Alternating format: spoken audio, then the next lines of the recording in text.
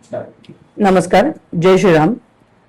कोल्हापूर महानगरपालिका अंतर्गत पाणी पुरवठा विभाग आणि पाणी पुरवठा विभागाच्या या सगळ्या सुरळीत पाणी पुरवठा होण्याच्या दृष्टिकोनातून काही निर्णय आम्ही घेत आहोत, ज्याच्यामध्ये एल निनोच्या व आयओडीच्या प्रभावामुळे यावर्षीचा उन्हाळा हा लांबणार असल्यामुळे कदाचित ऑगस्ट पर्यंत पावसाळा सुरू होईल.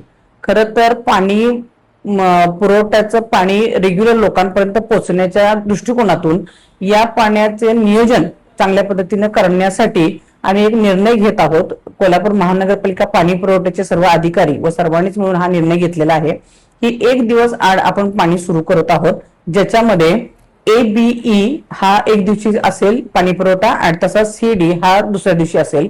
पाणी पुरवठा हा तुम्हाला चांगला फोर्सफुली होईल, पाण्याची कोणती टंचाई तुम्हाला भासणार नाही याची काळजी पाणी पुरवठा विभागाचे सर्वच अधिकारी घेत आहेत.